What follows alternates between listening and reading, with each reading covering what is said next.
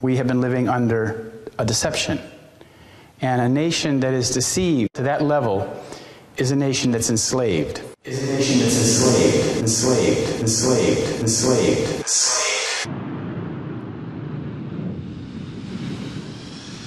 Organizers of the Left Forum are the Holocaust deniers. They are denying the Holocaust of 30 million Muslims around the world because of this false flag atrocity that they and their people, the people that they are running interference for, actually perpetrated. So I am saying that Marcus and the other people here at the Left Forum who won't allow this message to be spoken in public are Holocaust perpetrators, which is a lot worse than being a mere supposed Holocaust denier simply because you say you support free speech everywhere.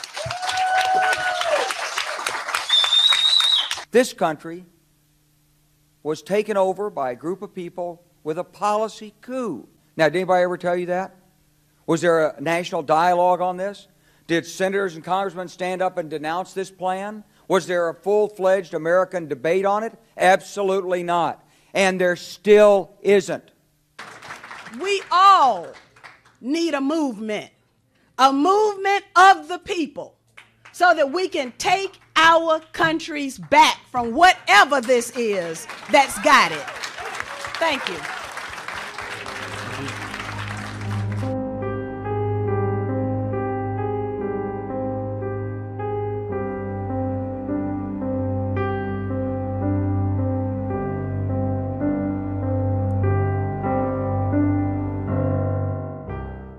The woman that runs this establishment here, her name is Melissa. She lost $5,000 of business because the Zionists called up to the other people who had rented this hall and forced them to pull out of their deal. She has paid a heavy, heavy price for this. This is gangsterism. This is suppression of our right of free speech in a democratic republic. And this is not small change I'm talking about here. We're talking about the crime that changed this country and changed the world. And are you not allowed to talk about it? Are you not allowed to point out the perpetrators? Are you not allowed to pull out the criminal network who did this to us?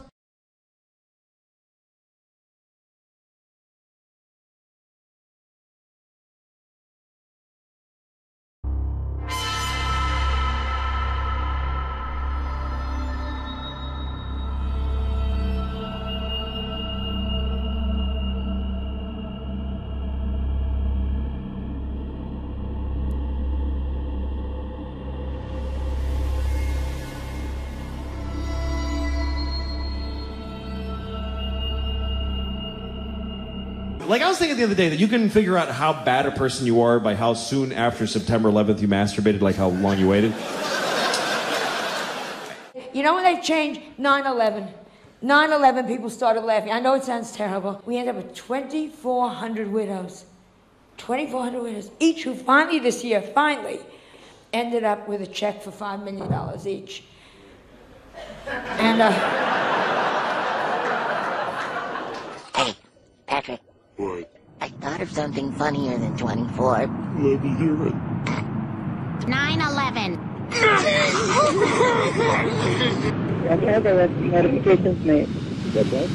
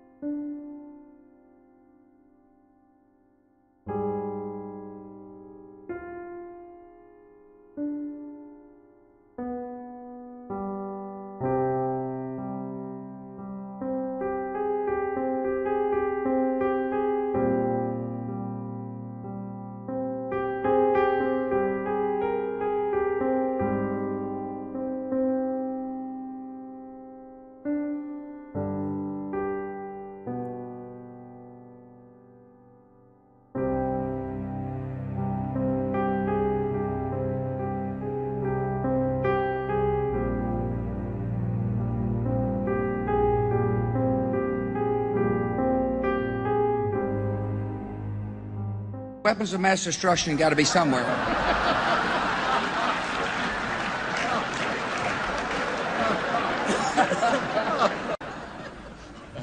Nope, no weapons over there.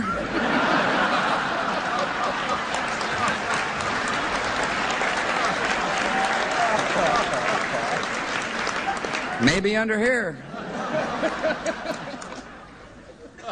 Oops, this photo wasn't supposed to be in here. This is the Skull and Bone secret signal.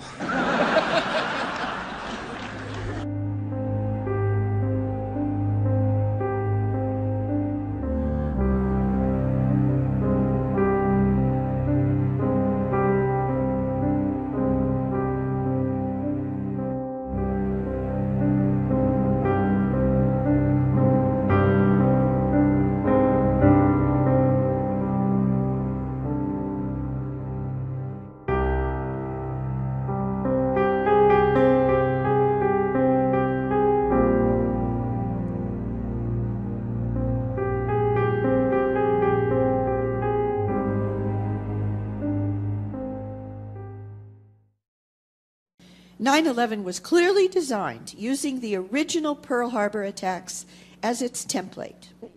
There needed to be a critical mass of innocent deaths.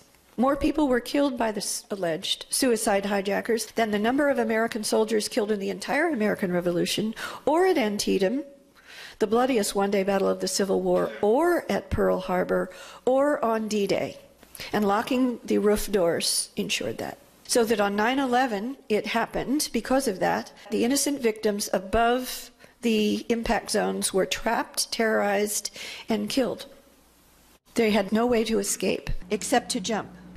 And even the New York Times published that I believe 105 victims had gotten right up to the door, where in 1993 they were able to go onto the roof, but they were blocked. Also, after the impacts and before the towers fell, dozens of military and civilian helicopters, self-dispatched, wonderful people from the military, started flying towards New York City, intending to rescue survivors from the towers, to risk their lives in their helicopters. They were ordered to go to a nearby military base so that they could not respond.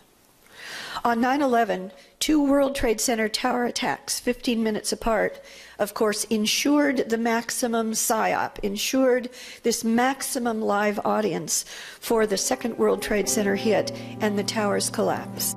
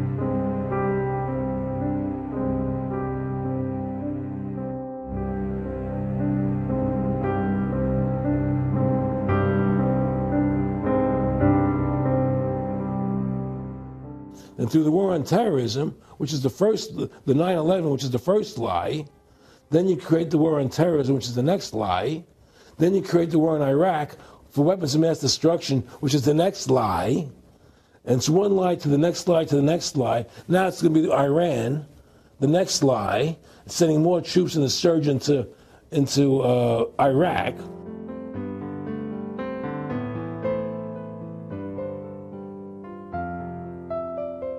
Donald, you're probably the best known builder, particularly of great buildings in the city.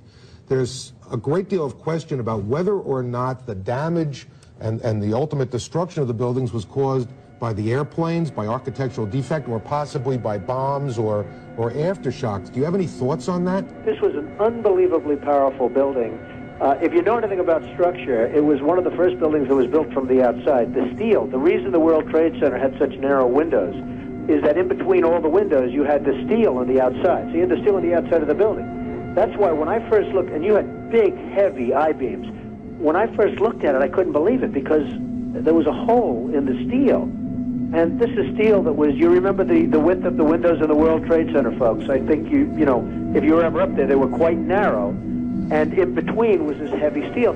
I said, how could a plane, even a 767 or 747 or whatever it might have been, how could it possibly go through the steel? I happen to think that they had not only a plane, but they had bombs that exploded almost simultaneously, because I just can't imagine anything being able to go through that wall. Most buildings are built with the steel is on the inside around the elevator shaft. This one was built from the outside, which is the strongest structure you can have, and it was almost just like a can of soup.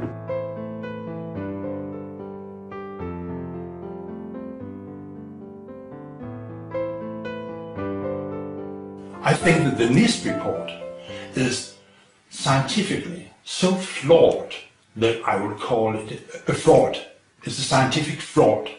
It's a conscious cover-up. So no doubt. You're accusing the people who worked on it, Dr. Shyam Sunder and the other people who worked on it, of deliberately covering up what actually happened. Yeah. Quite frankly. It's quite a serious allegation, isn't it? It is. And what evidence do you think they deliberately covered up? Oh, then it's a long story.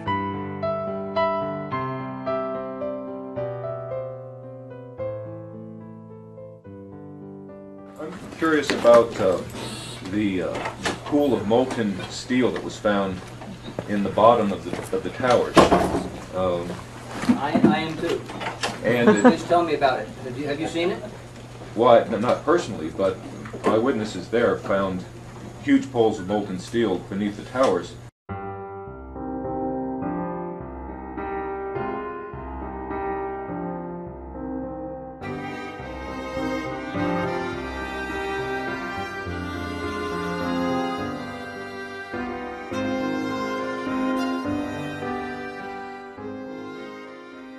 Now, if we turn to the construction of the Twin Towers, they were magnificent structures. They had 47 massive core columns and 230 external supporting steel columns, which created an enormous amount of open space. It was a novel design called a tube within a tube.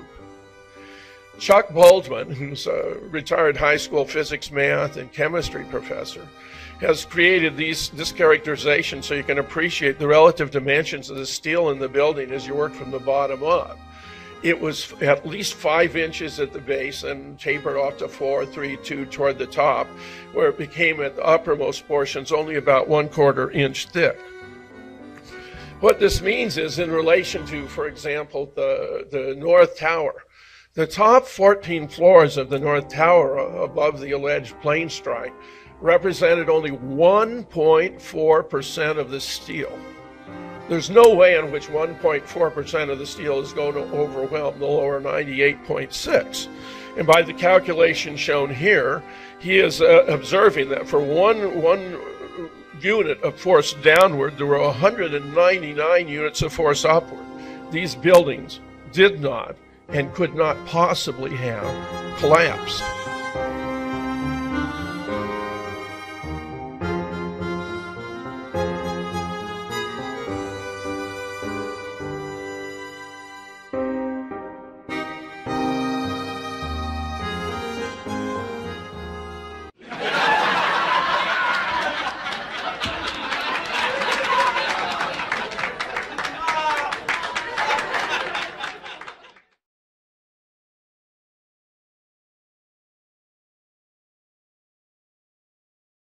You know, I think most people know exactly what New York values are. I am from New York.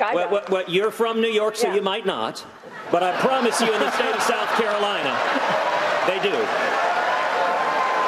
And listen, there are many, many wonderful, wonderful working men and women in the state of New York. But everyone understands that the values in New York City are socially liberal or pro-abortion or pro-gay marriage, focus around money and the media. And I guess I can frame it another way. Not a lot of conservatives come out of Manhattan. I'm just saying.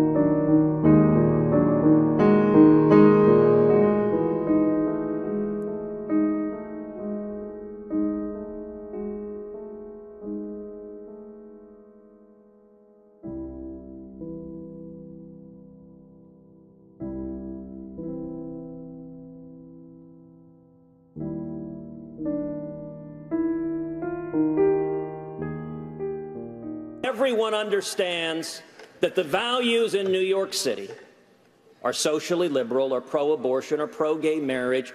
Not a lot of conservatives come out of Manhattan.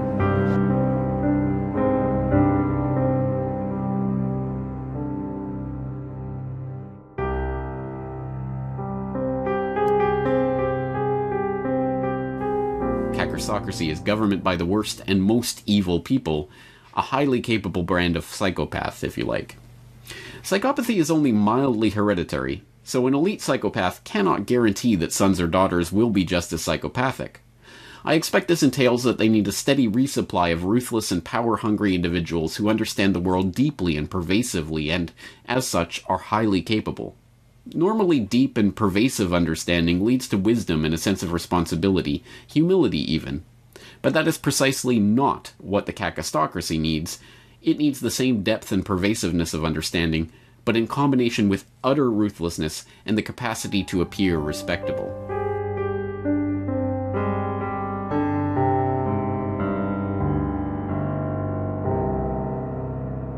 People that when you look at them from the outside and when you listen to when they speak and so on, often they sound very civilized, they sound very pleasant and so on. Then you see the actions and they're monsters almost. I mean, as close as monsters as you can get.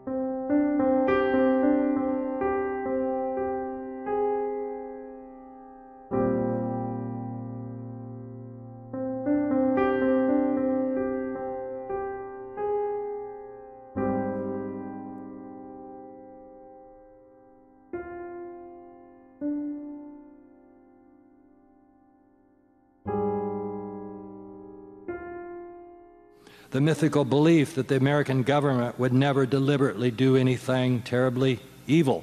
The type of enormous evil to which Hitler alluded in his discussion of the Big lie, in which he said, "Ordinary people more readily fall victims to the big lie than the small lie, since they themselves often tell small lies in little matters, but would be ashamed to resort to large-scale falsehoods. It would never come into their heads to fabricate colossal untruths, and they would not believe that others would have the impudence to distort the truth so infamously." So if you realize that the people who we have selected, either by election or by fate, our parents, have lied to us to an extent that is so beyond imagination to ordinary people, is very painful, actually. But as a consequence, since now we have something that we're not supposed to talk about, is downright destructive to our Western civilization. Knowing that your government has been hijacked and that those in charge will lie to you, such knowledge should actually set us free to do what we must to maintain our own dignity.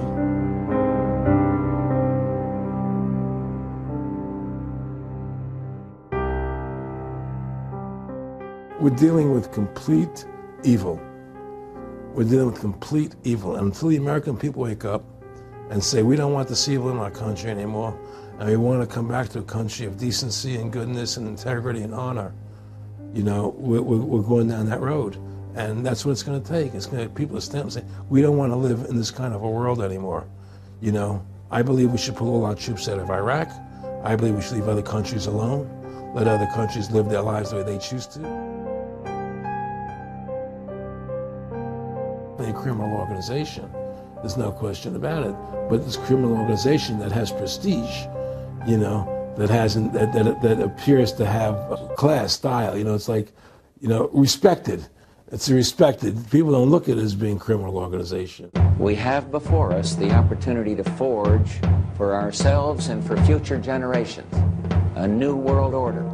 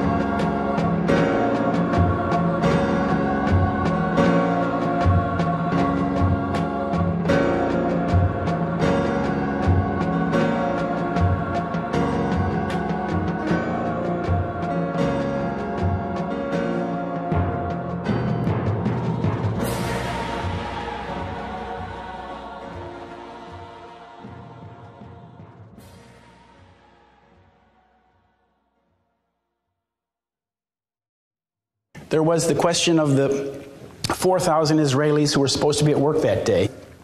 And there was a story that came out shortly after 9/11 about this Israeli instant messaging service. If you were an Odigo subscriber, Jewish employees not to come in. I had a little old and to Israeli nationals.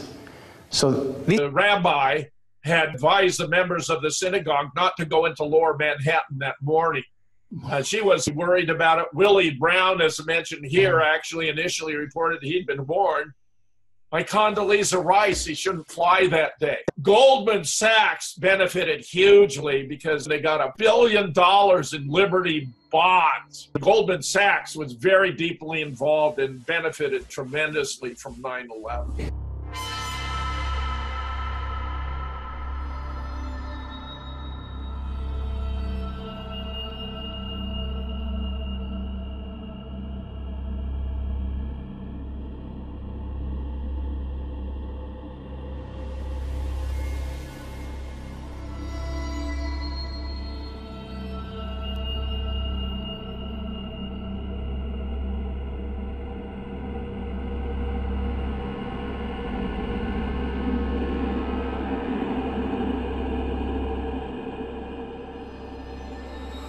the smartest thing to do is pull it.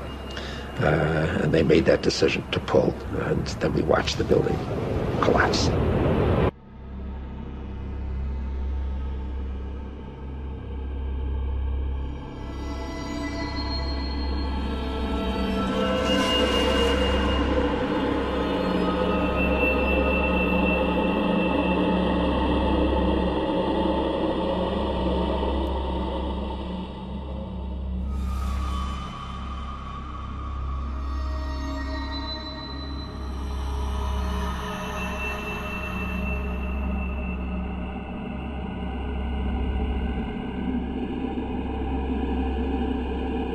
Christian boys are going to be yanked out of their homes, away from their families, and sent abroad to fight in Palestine against the Christian and Muslim Arabs who merely want to return to their homes. And these Christian boys are going to be asked to shoot to kill these innocent people who only want to follow out 15 resolutions passed by United Nations in the last 12 years, calling upon the Zionists to allow these people to return to their homes.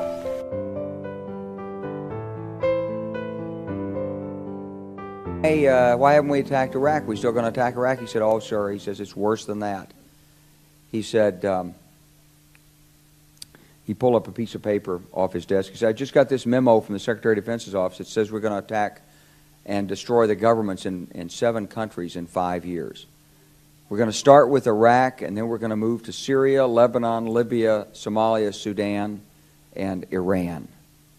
I sat on this information for a long time, for about 6 or 8 months. I was so stunned by this I couldn't begin to talk about it.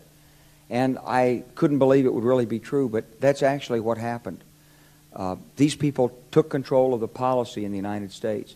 And I realized then, it came back to me, a 1991 meeting I had with Paul Wolfowitz. Mr. Secretary, you must be pretty happy with the performance of the troops in Desert Storm. And he said, well, yeah, he said, but not really. He said, because the truth is we should have gotten rid of Saddam Hussein, and we didn't. And this was just after the Shia uprising in March of '91, which we had provoked, and then we kept our troops on the sidelines and didn't intervene. And he said, but one thing we did learn, he said, we learned that we can use our military in the region, in the Middle East, and the Soviets won't stop us. He said, and we've got about 5 or 10 years to clean up those old Soviet client regimes, Syria, Iran, Iraq, before the next great superpower comes on to challenge us. And it was like, you know, I'm coming out of the Mojave Desert. I've been training troops. I haven't been thinking geostrategy for some time. And suddenly a guy just sort of shoves this nugget at you. Well, you remember it. It was a pretty stunning thing. You mean the purpose of the military is to start wars and change governments? It's not to sort of deter conflict? We're going to invade countries? And, you know, my mind was spinning. And I put that aside. It was like a nugget that you hold on to. This country was taken over by a group of people with a policy coup. Wolfowitz and Cheney and Rumsfeld, and you could name a half-dozen other collaborators from the Project for a New American Century. They wanted us to destabilize the Middle East, turn it upside down, make it under our control. It went back to those comments in 1991. Now, did anybody ever tell you that? Was there a national dialogue on this? Did senators and congressmen stand up and denounce this plan? Was there a full-fledged American debate on it? Absolutely not. And there still isn't. If you're an American, you ought to be concerned about the strategy of the United States in this region. What is our aim? What is our purpose? Why are we there? Why are Americans dying in this region? That is the issue.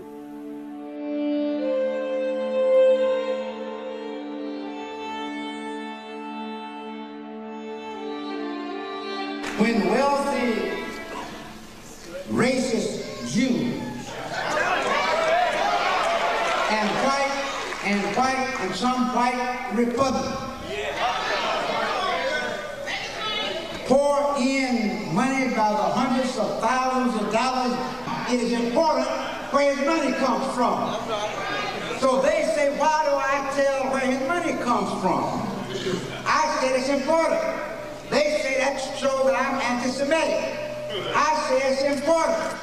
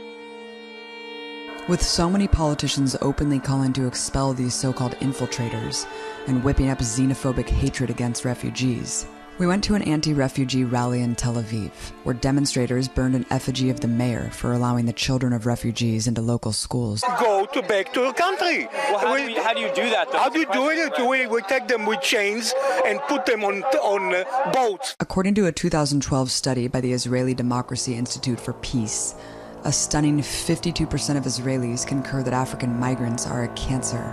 Furthermore, the study revealed that a shocking 33% of Israelis condone anti-migrant violence. The racism runs so deep, babies are even attacked. One man tried to murder a 1-year-old baby girl from Eritrea by stabbing her in the head. While once permitted, African refugees are now forbidden to either work or live in Israel's major cities. Today, the Israeli government has an ultimatum to African refugees. Leave now, even offering a one-way plane ticket home or to another undisclosed African country and $3,500 cash, or go to prison.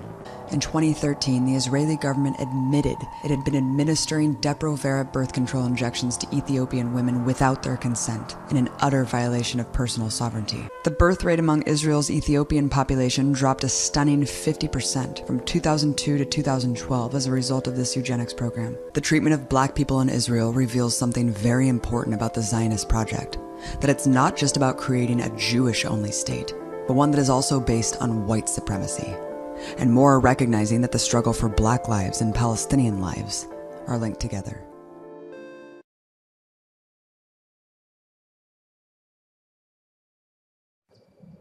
When Thalo Sarrazin, a prominent member of the German Central Bank, made a public statement last week that Jews share a certain gene that differentiate them from others, the Jewish community went ballistic. First of all, the head of the Central Council of Jews in Germany, Stephen Kramer, reacted by saying, "Whoever identifies Jews by their genetic makeup is consumed by a racial mania." Then when Moshe Kantor, the head of the European Jewish Council, called Sarrazin's statement anti-Semitic, the Jews lost the battle.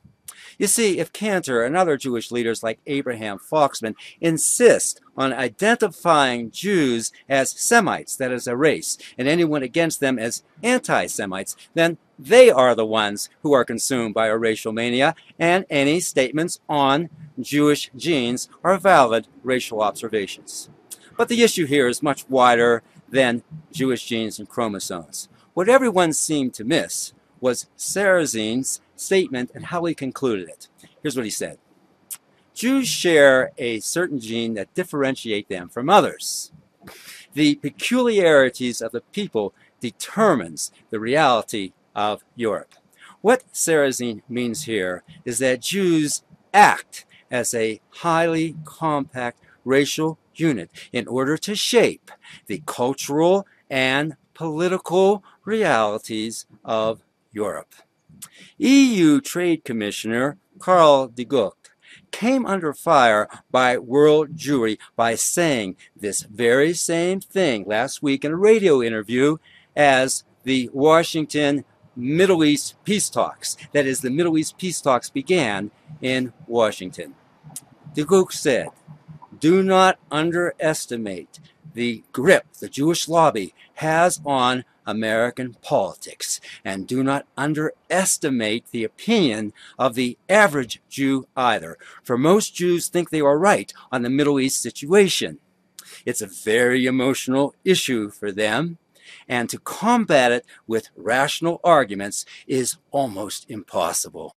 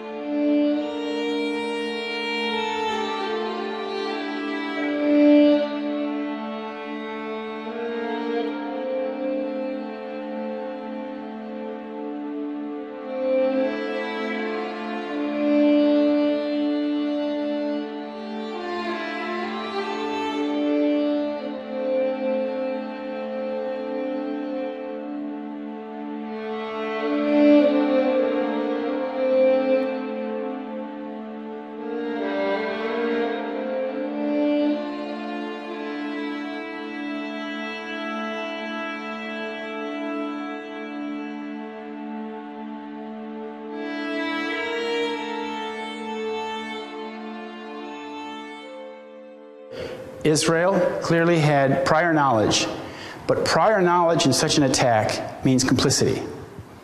When you have that kind of prior knowledge that something's going to happen, you're involved. You're mixed into it. So I wrote about it very carefully in the beginning, and I continued doing my research, and I found connection after connection after connection. And then within a couple years, I realized that I had pinned the tail on the donkey. That this whole thing had been basically an Israeli project that the Zionist Likud had started back in 1977. And they had wanted to do it earlier. They had wanted to do it back in the 80s. But they had been stymied by a contract. They tried to get the contract for the World Trade Center, but two Mossad agents, Shalom Ben-Dor and Zvi Malkin. These are the guys that kidnapped Eichmann from Argentina. These are old Mossadniks. These are old guys. They're from the beginning. And that's who you find at the architectural level of 9/11. You find guys who are now in their 80s and 90s. These are the guys that dreamed up this whole plan. And the idea of the plan is, as I said, is to bring the United States into what's called the Israeli War on Terror, and that we, the United States, will provide for Israel this security cordon, this security buffer zone.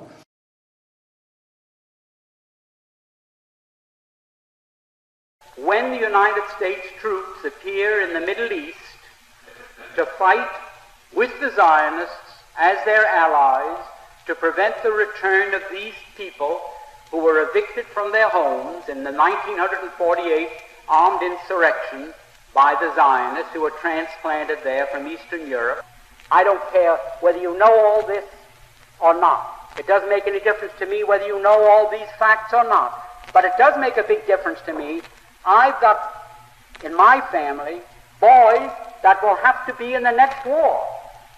And I don't want them to go and fight and die like they died in Korea, like they died in Japan, like they died all over the world. For what? To help crooks hold on to what they stole from innocent people who had been in peaceful possession of that land, those farms, those homes, for hundreds and maybe thousands of years? Is that why the United States must go to war?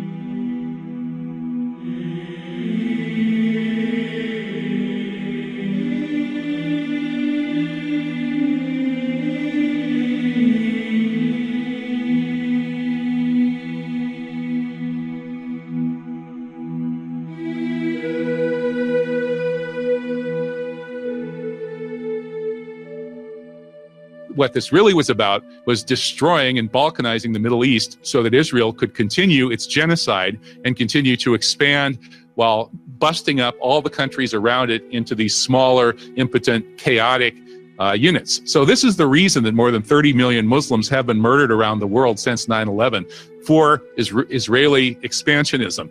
And for, because I am willing to say that, I've got a big scarlet letter on my back.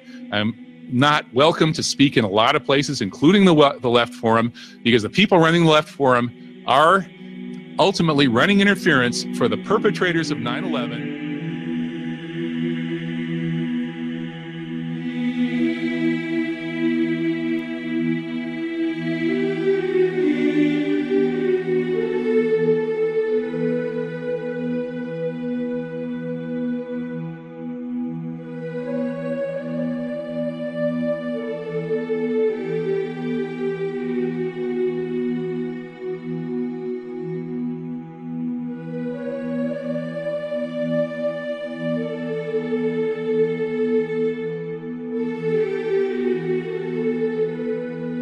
But now, as I said, with this heart attack situation, it's all taken a completely different twist. And here now is Dick Cheney talking about that, I guess. I don't know. Take a look. Dick Cheney's hunting mishap turned serious yesterday when Harry Whittington suffered a heart attack. Heart attack? Don't steal my act, bitch, or I'll take you out. And I think you know I will. Dick Cheney, locked and loaded. When the week I come back, the vice president caps a man. Well, what do you make of Dick Cheney? If this hadn't happened this week, what would you have thought of Dick Cheney? It's going to be that Dick Cheney blew his head off at the dinner table.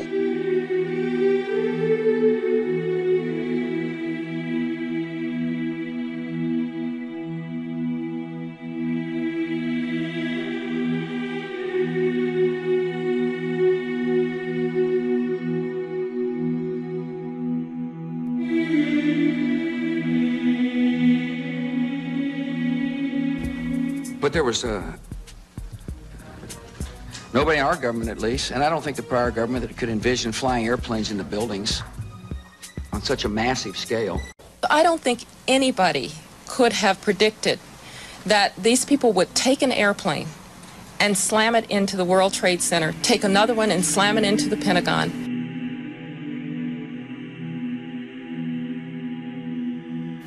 The next slide after this one is truly chilling. Condoleezza Rice, the National Security Advisor, and Bush both said immediately after the attacks they just couldn't imagine planes having ever been used as weapons in a kamikaze-like attack. Well, she isn't a historian. And a kamikaze attack triggered U.S. participation in World War II. I think question number one where I really want to start is when your vice president, Dick Cheney, when he shot that guy in the face, did it ever seem funny at all to you? Well, every time Cheney would come in, a lot of people would yell, duck. What's the other jet doing? Holy fuck! Oh my God! Oh my God! Jesus fucking Christ! Chris, are you... Don't touch it. Oh my God! Oh my God! Oh no! Oh my God!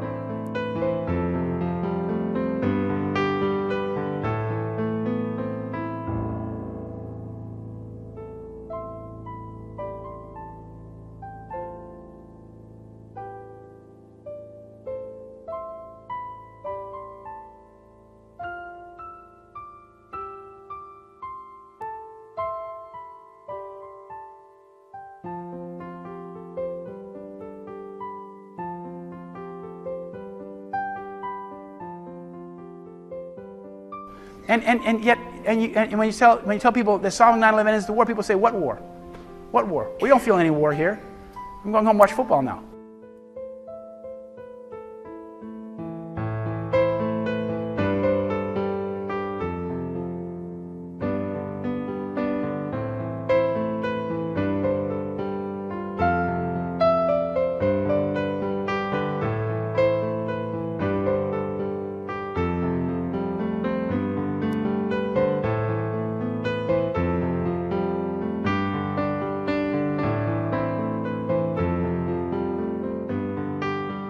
And they think they have a comfortable lifestyle, and they're afraid of change.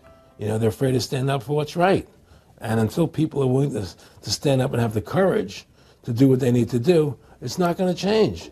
And hopefully, what you're doing, what I'm doing, what other people like us are doing, can affect the change that people will stand up and say, hey, I've had enough. The thing is, we have one advantage. That they need us to cooperate. See, if we don't cooperate with them, they can't win.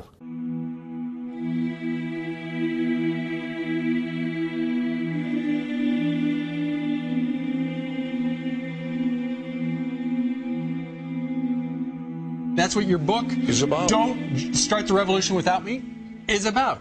It's about asking questions. And I thought in our country that was good. In this country, I thought before 9/11 it was good to ask questions. It was challenge good. Authority. Challenge authority. But now apparently we've changed to where you're not allowed to challenge authority. You have to accept what the government tells you, keep your mouth shut, and stay in line. Well, that's not the America that I served as the military. I served because, to me, defense of free speech, popular speech, the First Amendment doesn't need to be defended. It's unpopular speech is why we have that amendment. And it seems that when you question 9/11, you're asking unpopular speech today.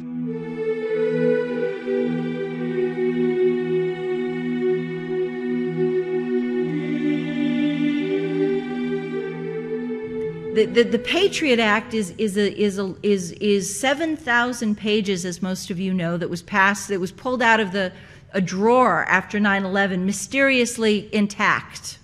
Okay, it was already made, and it mirrors thousands of pages, mirror the Soviet criminal code that established the KGB, the Soviet Gulag system under Joseph Stalin. Okay? Neighbors it allows things that you can't even imagine in the United States of America. Secret charges, secret evidence, secret grand jury testimony. By that I mean we were never, I had two attorneys. The first was a public defender because I couldn't afford a $200,000 defense or $300,000 defense. This was going to be astronomical, so I had to have a public defender. He didn't know what to do. He just had no specialty. He had no capability to do this case. My second attorney was, after prison, was named Brian Shaughnessy, and a superior attorney, one of the best. He's done many CIA cases. He's a former federal prosecutor.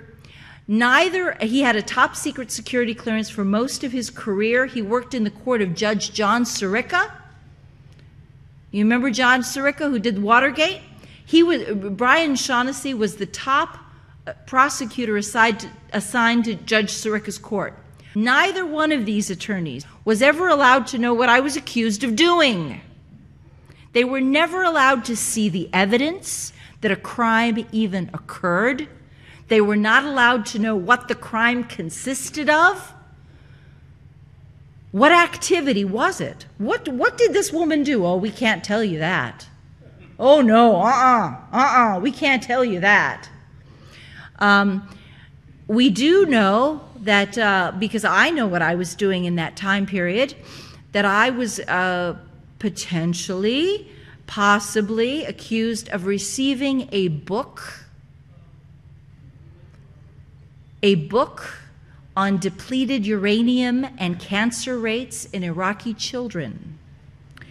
And this book would have exposed, I suppose, the threats to American soldiers from long-term exposure to this hideous depleted uranium, which has caused grotesque defects in Baghdad. And because they had a health security risk, because we can't really tell our soldiers what we're doing to them, this was considered a classified item. But I should go to prison for 5 years because I got a book? Wouldn't you think if there was a if you were on a jury and you heard that there was a classified evidence against someone, wouldn't you presume it was like something really big? Something really, like, really, boy, she must have done something really, really, really bad. No. Because they can exaggerate, they can falsify, they can take, they use the secret evidence to hide the paucity of evidence against you. They make it, it casts this big shadow over this, it's like one tiny little thing that creates this huge shadow across the room.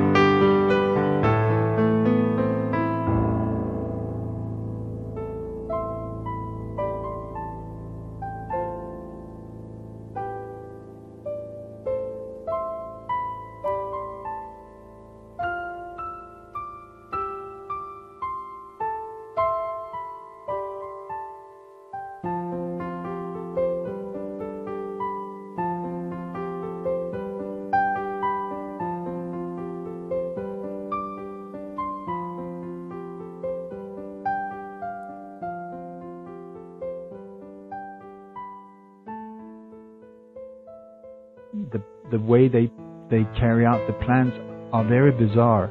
It is, I would say, the exact opposite to what a normal human being would like.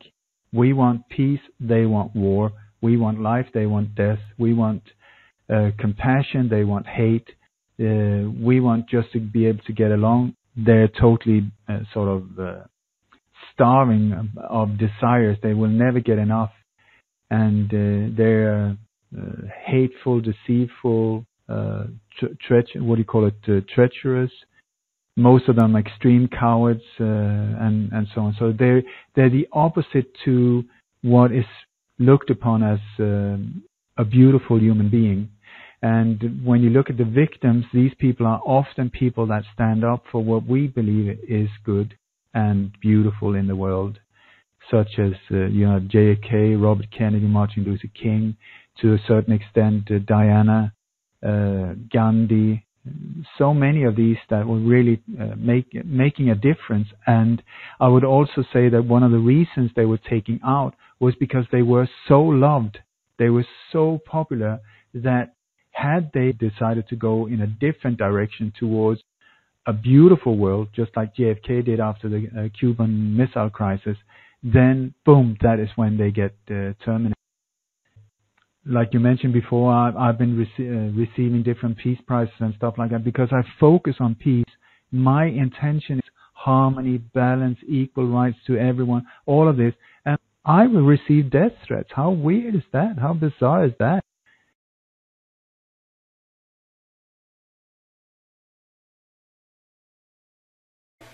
The Jews of the world, the Zionists, and their co-religionists everywhere are determined that they are going to again use the United States to help them permanently retain Palestine as their foothold for their world government. Now that is just as true as I'm standing here, because not alone have I read it, but many here have read it, and it's known all over the world. Now, what are we going to do? The life you save may be your son. Your boys may be on their way to that war tonight, and you don't know it any more than you knew that in 1916 in London, the Zionists made a deal with the British War Cabinet to send your sons to war in Europe. Did you know it at that time? Not a person in the United States knew it. You weren't permitted to know it. Who knew it? President Wilson knew it. Colonel House knew it.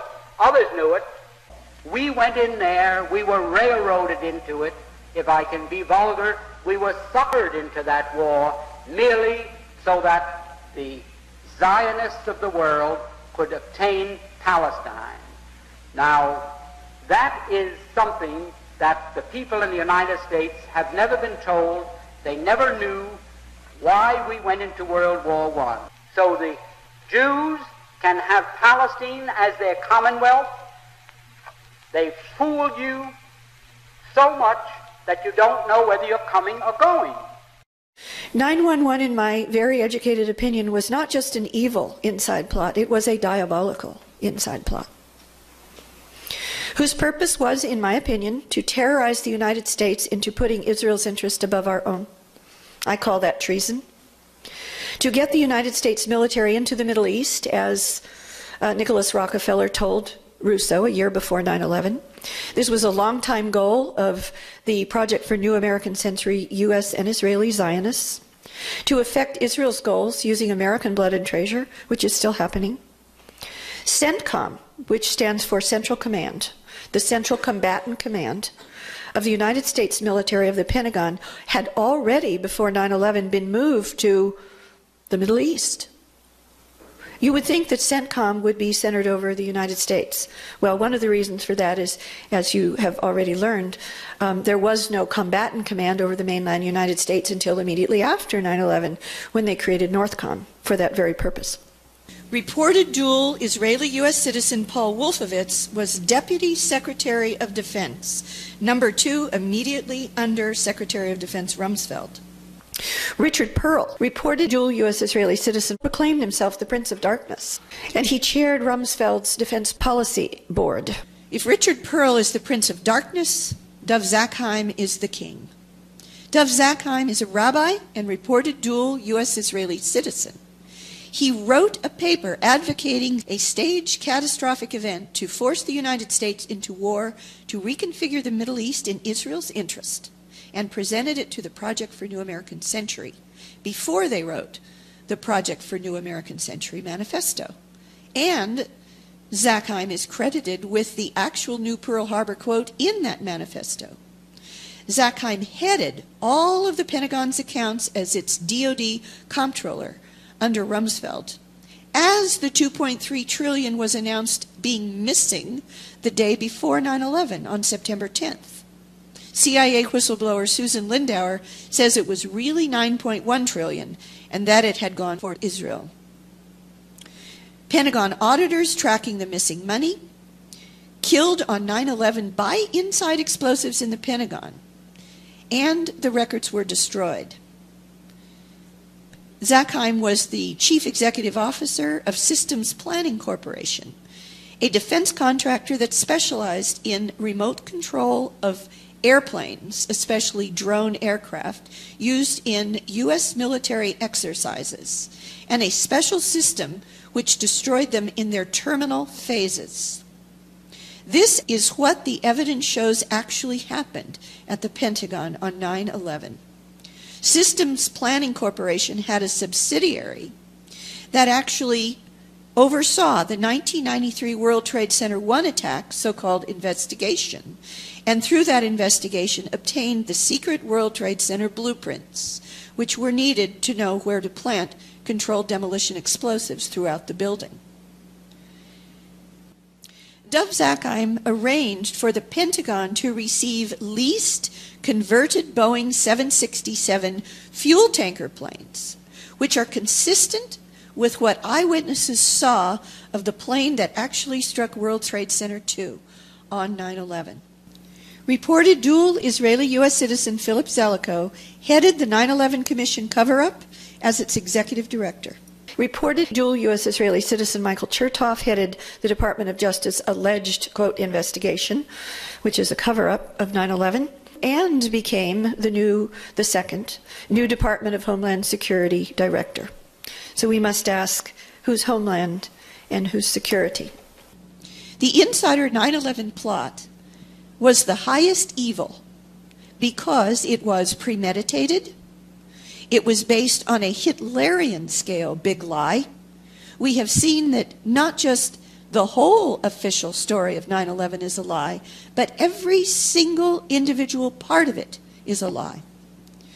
The 9/11 plot was designed to kill masses of our innocent fellow citizens. It was designed to falsely blame and demonize Muslims who could not have done it and did not do it.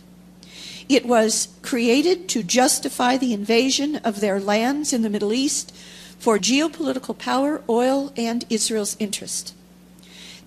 The aggressive 9/11 wars that have killed hundreds of thousands, displaced millions, and cost our country trillions are based entirely on lies and are the highest crime under international law and the Nuremberg Principles, which we wrote as the victors over the Nazis in World War II. So what is the source of this high evil? Incredibly, it is the mentality of Nazism. So who and what are the neocons really? The 9/11 Pentagon neocons, Wolfowitz, Prince of Darkness himself, Richard Pearl, Shalabi, Khalilzad, were all students and are followers of neocon chief philosopher Leo Strauss. They all studied under Professor Strauss at the University of Chicago, and Professor Strauss' ideology is even more extremist than his personal mentor and sponsor in Germany, Hitler's own legal theorist Carl Schmitt. The Schmitt-Strauss doctrine is that the state needs enemies and must create them if necessary, and must fabricate lies for the many, for the people, while its leaders, quote, embrace the darkness, unquote. We also have to work the dark side, if you will. We've got to spend time in the shadows. Leo Strauss taught that, quote, those who are fit to rule are those who realize there is no morality and that there is only one so-called natural right, the right of the superior man to rule over the inferior. This is from Leo Strauss and the American Right, a book published about Strauss's so-called philosophy in 1997. Leo Strauss's neocons literally brainstormed the attacks of 9/11 decades before those attacks.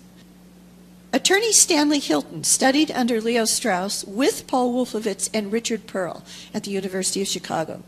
Hilton's senior thesis under Strauss detailed a plan to establish a presidential dictatorship in the United States using a fabricated Pearl Harbor-like incident as its justification.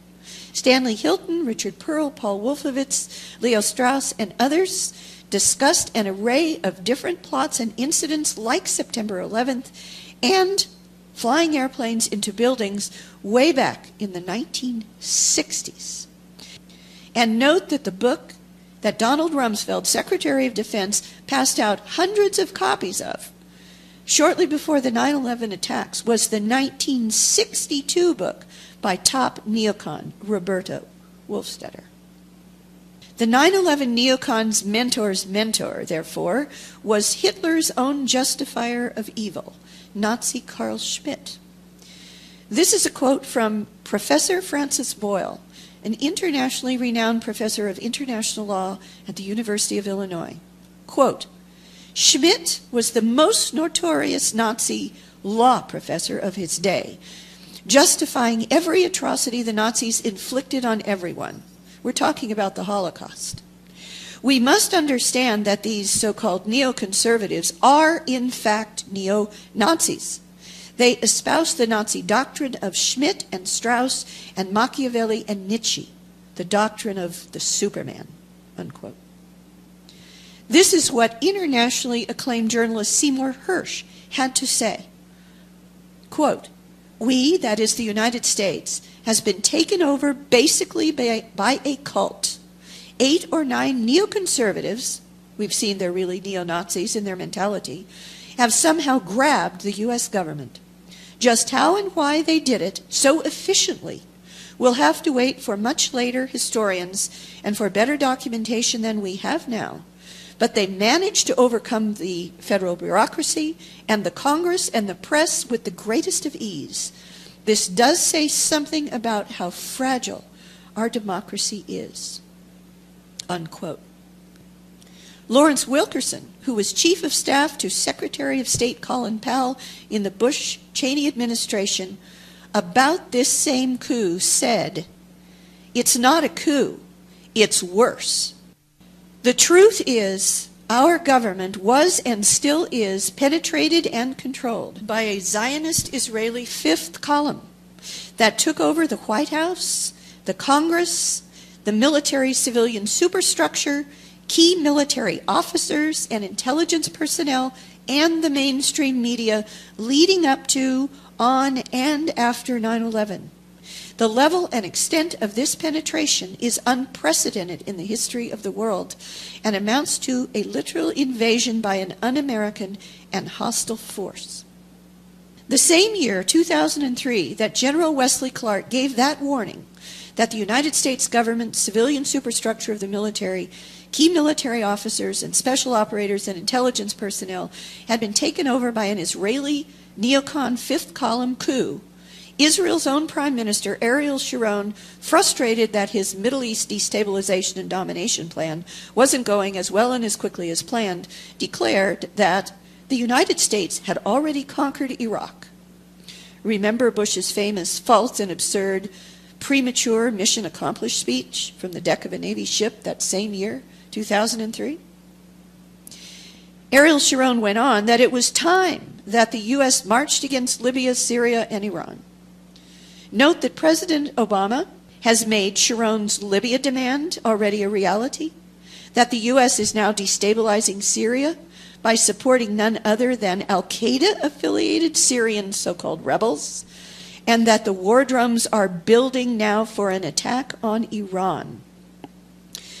I do not believe it is a coincidence that the same lead actor who played in the movie Pearl Harbor, Ben Affleck, that prepared the ground for the American public to accept the, quote, new Pearl Harbor, unquote, meme for the inside job 9/11 attacks, just happens to be the producer, director, and leading actor of the movie Argo, a transparent piece of Hollywood CIA propaganda which is intended to demonize Iran and prepare the American public to now accept a war against that final nation in the neocons' quickly falling row of Middle East dominoes.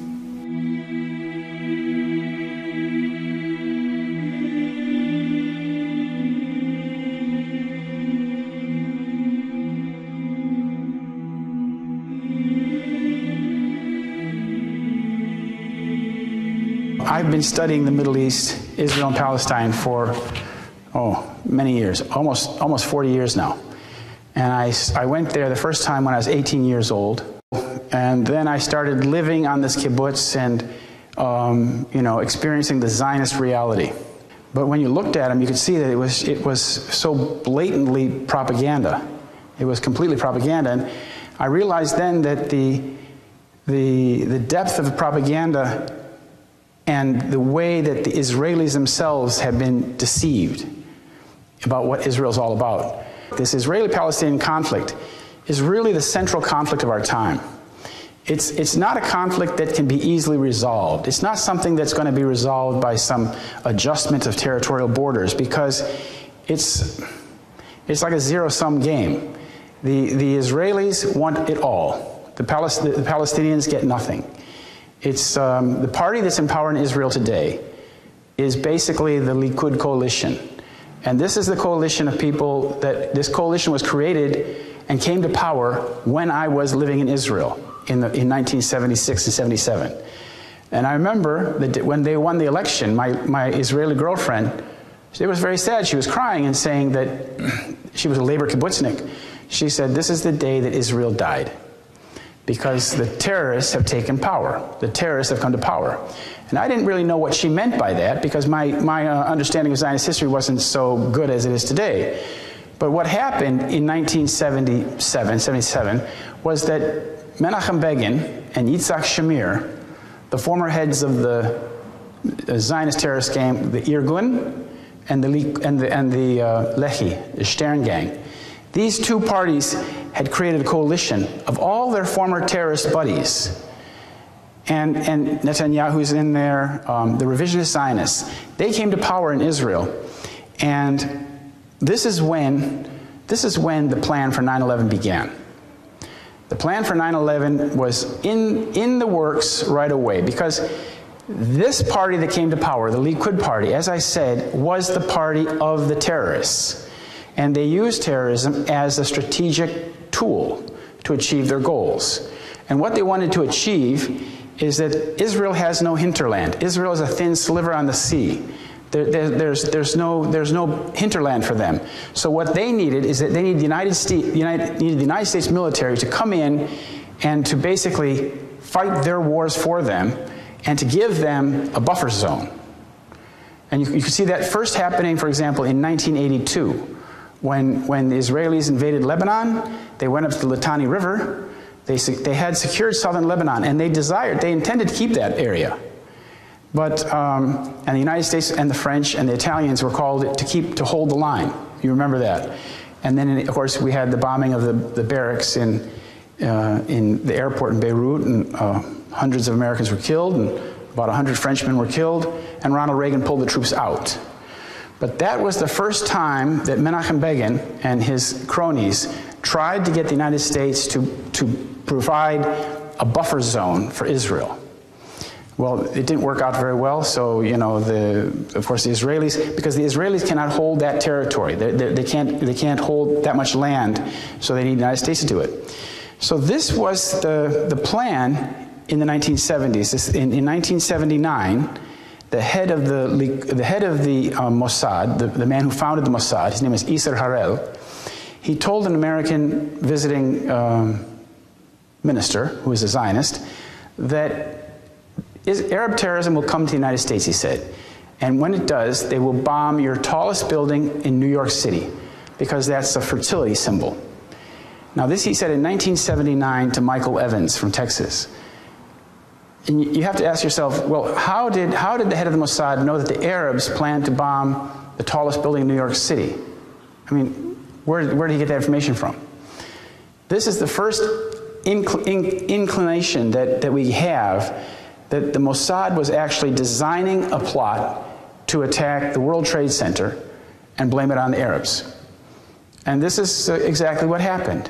In my book, when you read The Deception Changed the World, you'll see that from that first articulation of the plan in 1979 by the former head of the Mossad, Isser Harel, through to the preparation of the plan, to the carrying out of the plan, to the covering up of the crime and the foisting of the deception on the American public, at every single point, at every single point where a decision had to be made to advance this lie, there was either an Israeli agent or an American Zionist who was beholden to the State of Israel.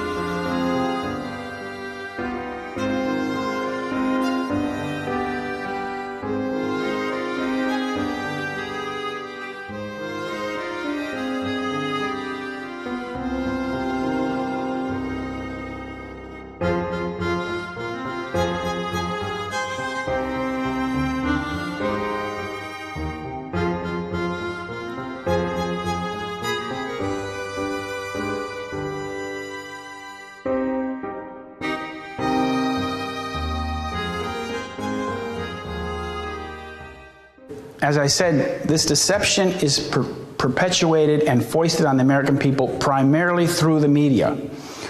We are informed by the media, and we are deceived by the media. The media has betrayed us. We don't have a free press in this country. And in this deception, the 9/11 deception, the primary target is the American people. They don't care what the Palestinians think. They don't care what the Afghans think. The Afghans have no idea why we're in their country. They don't think it has anything to do with, they don't know anything about 9/11. They don't understand the connection 9/11, American troops in Kabul. That means nothing to them. The Pakistanis, the Israelis, the deception is not aimed at them, it's at us. We are the target of this deception, which is why we are the ones who have to understand the deception and disabuse ourselves and our friends and our neighbors. That's the only way we're going to get out of this. Because if we are still mired in the deception, then we're trapped. Then we're trapped. We will not be able to figure our way out as individuals, as communities, or as a nation.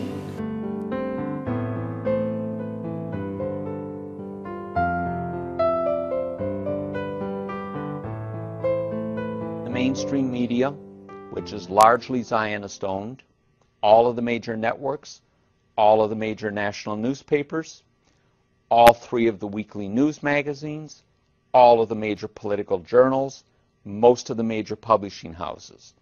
The only thing that happened on 9/11 that was discussed in the media, that have been accepted by the government, that was described in the 9/11 Commission, are 19 named Arabs on 4 planes bringing down 2 buildings.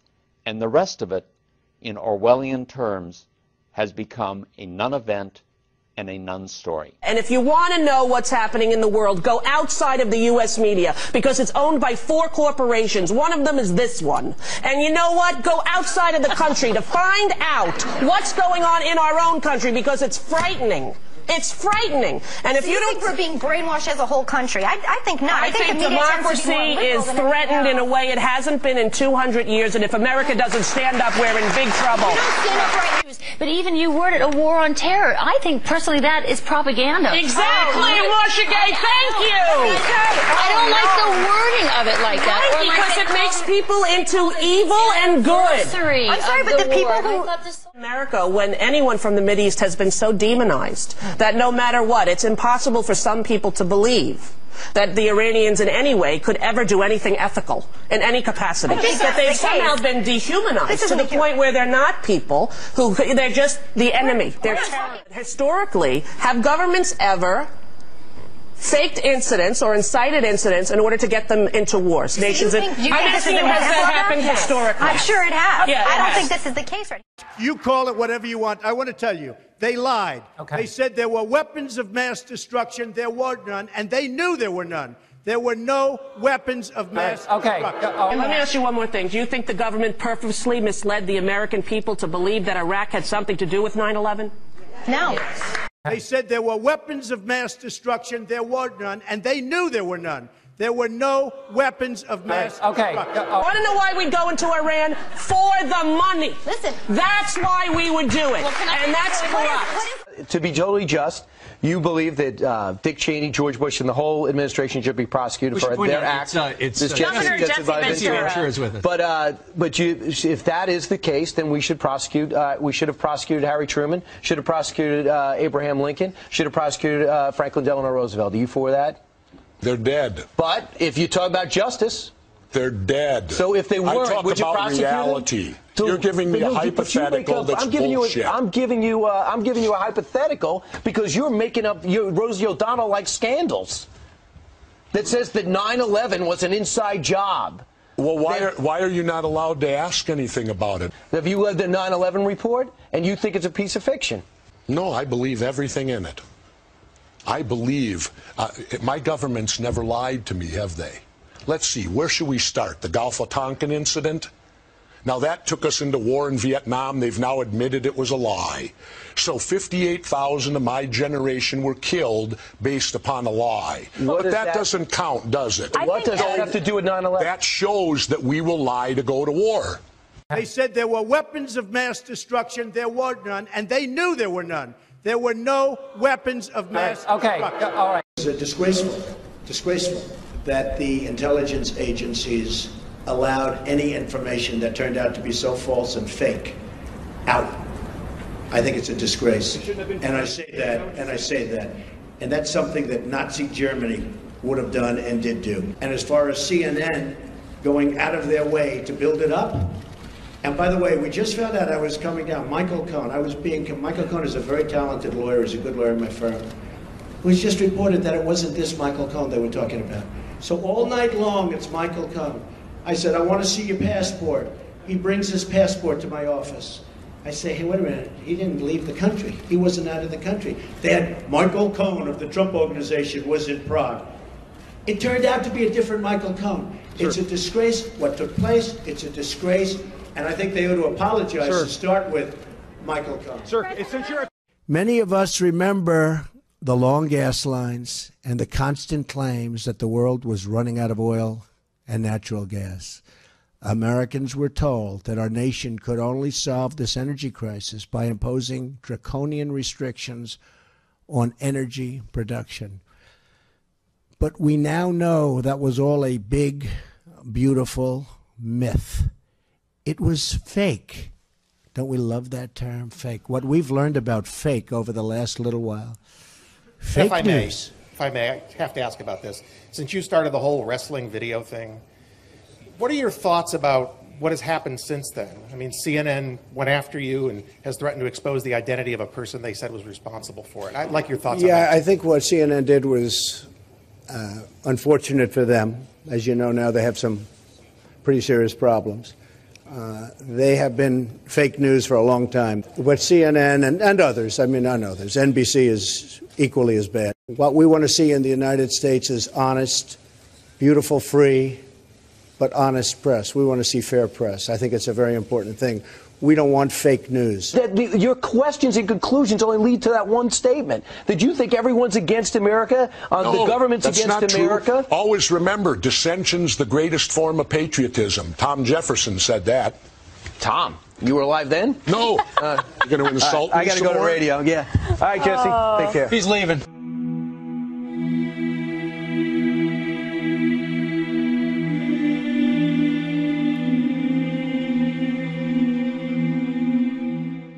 You can see how disappointed I am in President Obama. When he was elected, I thought, oh my God, thanks, we're done with George Bush. And it's worse. We're now in 3 wars. Gitmo still hasn't closed. Well, you know what it tells me? He ain't in charge. No. That's what it says to me. You know, maybe he got in office and they sat him down and showed him the Zapruder film and said, you know, you better look at this. You know, this is what we do to presidents that want to do things that multinational corporations don't want done. There was a crazy analysis of all the witnesses of the Kennedy assassination and how many of them died untimely deaths. They did a statistical analysis of the odds of all these people getting murdered. And just in like random 1 billion killings. to 1. Yeah. Well, how about Dorothy Kilgallen, the great Washington reporter? And she got an interview with Jack Ruby, and she came out of the interview, and all she'd quote was, "I'm going to break the Kennedy case wide open."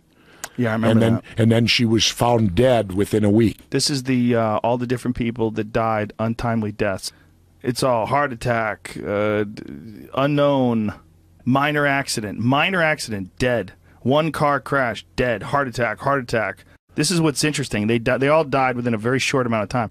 Gunshot wound to the head. Well, you know what Judith was involved in, and Oswald? They were at New Orleans attempting to create a fast-moving cancer that Lee was supposed to deliver to Mexico City to try to kill Castro. A fast-moving cancer. Mm-hmm. And what killed Ruby? A fast-moving cancer. Yeah, I guess. And you know who's in charge of it all? That guy that's on all the New York or the New Orleans Saints football. Who's the famous doctor? The Ochsner Clinic? That's who Judy worked for, the cancer expert. They can give you cancer? They were attempting to create a fast-moving cancer. And you think they give that to Jack Ruby? Yeah, because they were attempting to kill Castro with it.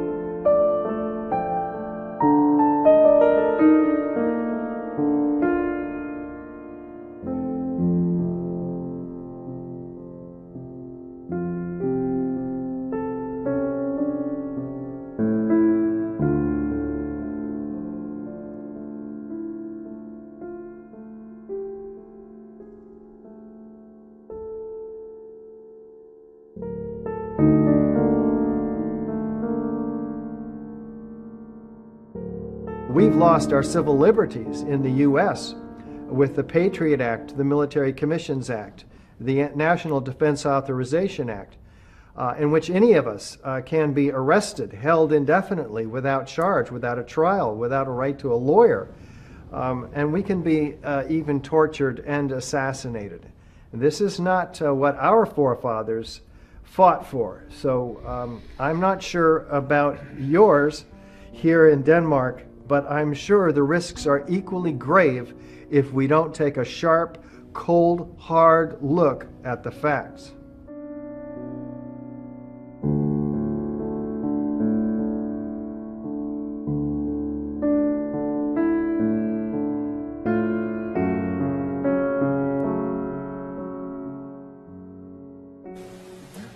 Well, when the president does it, that means that it is not illegal.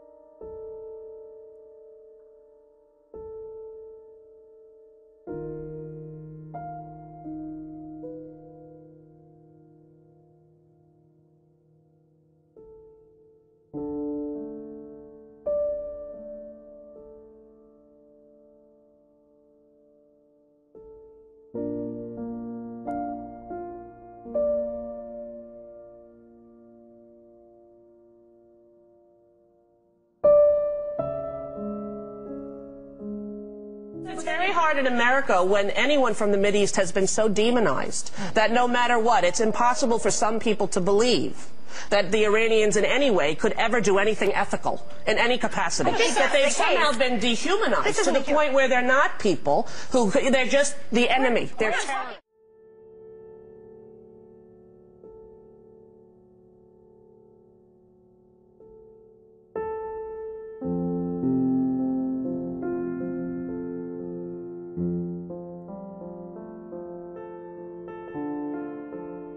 The Zionists made a deal with the British War Cabinet to send your sons to war in Europe. Did you know it at that time? Not a person in the United States knew it. You weren't permitted to know it. Who knew it? President Wilson knew it. Colonel House knew it. Others knew it.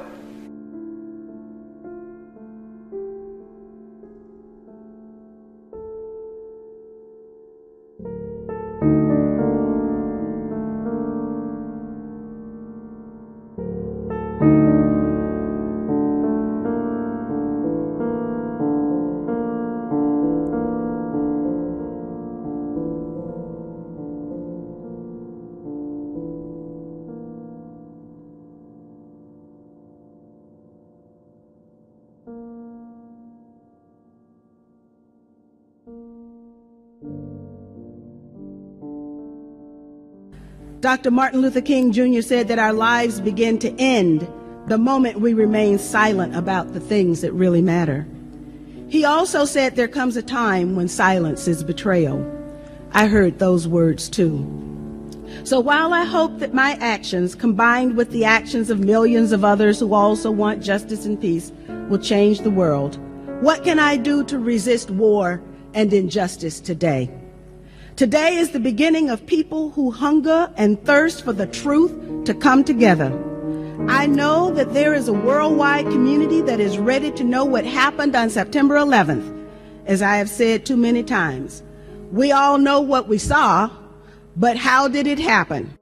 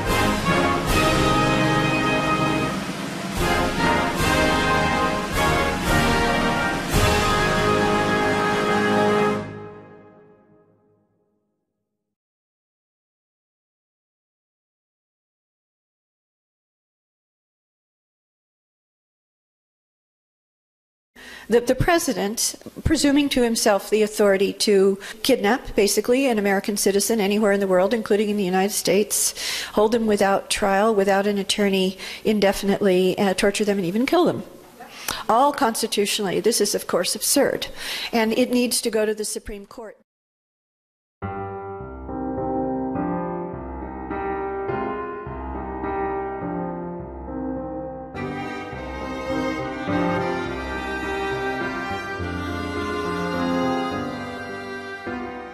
Like, I was thinking the other day that you can figure out how bad a person you are by how soon after September 11th you masturbated, like how long you waited.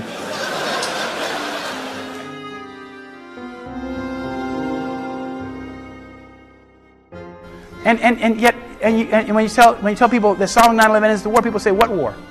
What war? We don't feel any war here.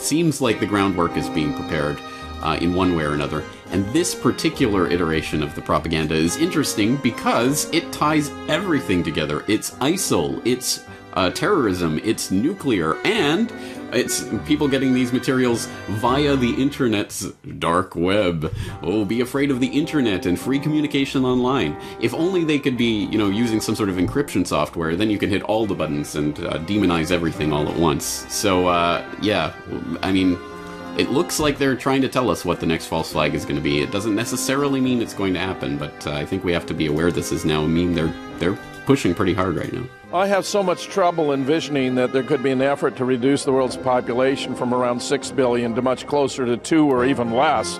But there are indications that that may be, even if it's unintended, the effect of many of the operations that are taking place in the world today.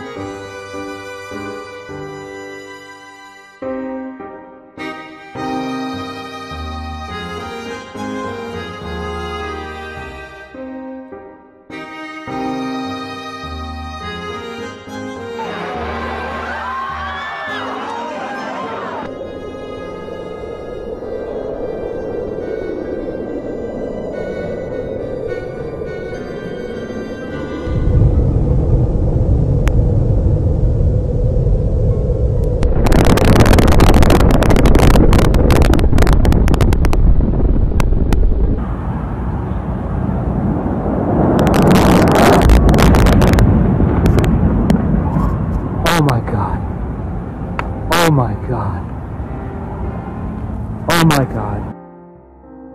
And it's very, very, very hot. Please, I'm gonna die, aren't I? No.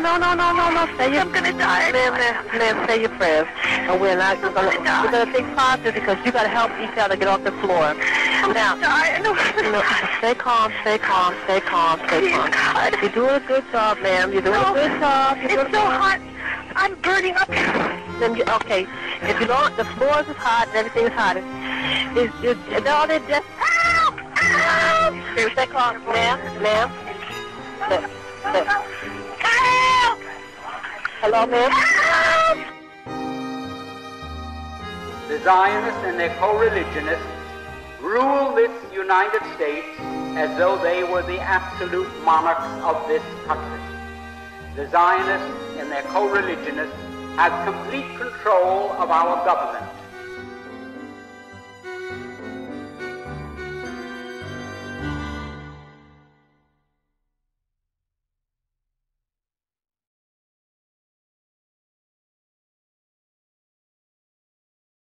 Determining national positions, especially when it comes to Israel, the fountainhead of today's global strife, is indeed a genetic issue, for it is one and one only genetically bound together ethnic group that is dictating the limits of public discourse on the Middle East issue. As president of the Brother Nathaniel Foundation, we want to do everything we can through the media, through the internet, through publications to get out the truth, even if we are labeled anti-Semites. This is a battle that requires much courage and much conviction. I myself, I am willing to fight this battle. The question is, dear viewers, are you?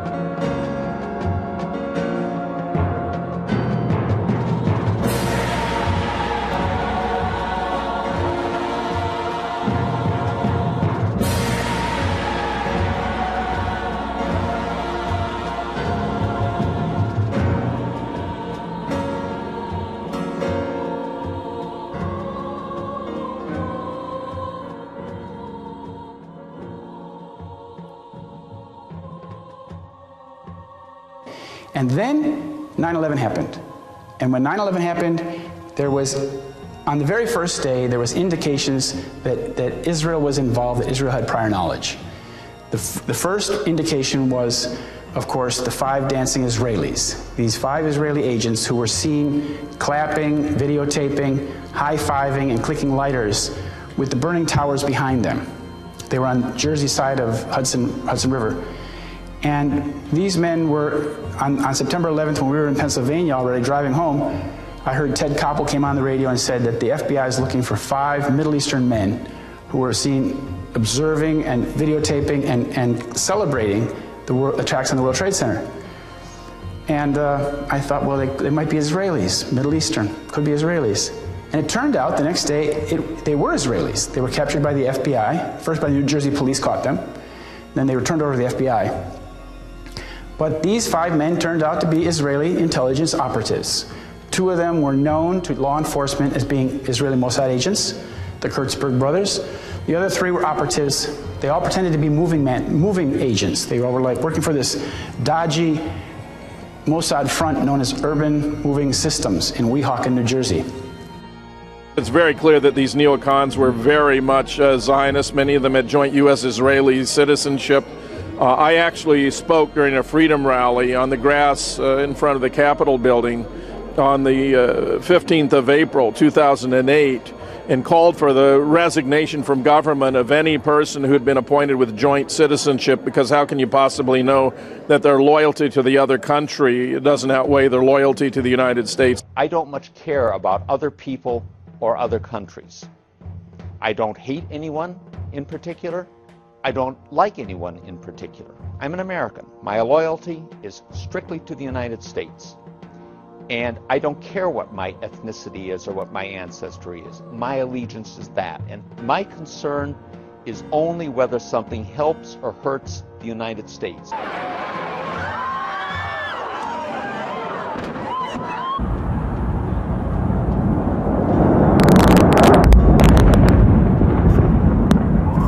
Oh my God.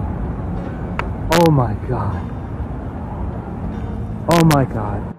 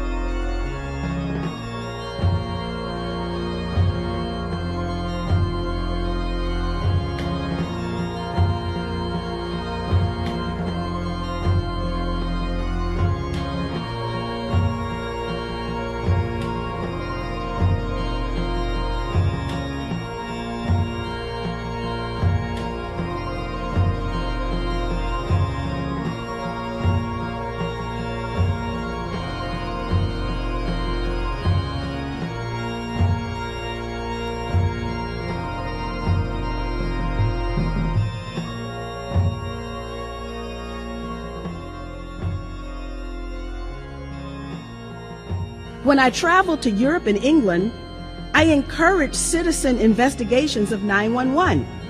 And I learned that to question 911 was to be labeled an anti-Semite. Even more bizarre, those who questioned the tragedy were equated with Holocaust deniers. And I wondered why. By demanding an independent investigation of what happened on September 11th, I became a political pariah.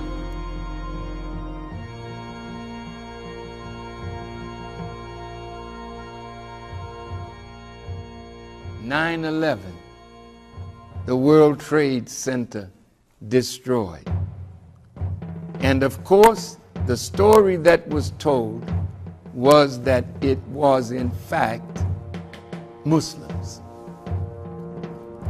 I held a press conference on September the 16th, 2001, and I warned President George W. Bush to be careful of how he responded to such an act of the destruction of nearly 3,000 lives. But remember, at Pearl Harbor, we lost nearly 3,000 again. And the Navy was almost completely destroyed to get America into war. What I'm trying to say to us is our lives mean little when those in high places see a bigger game through war.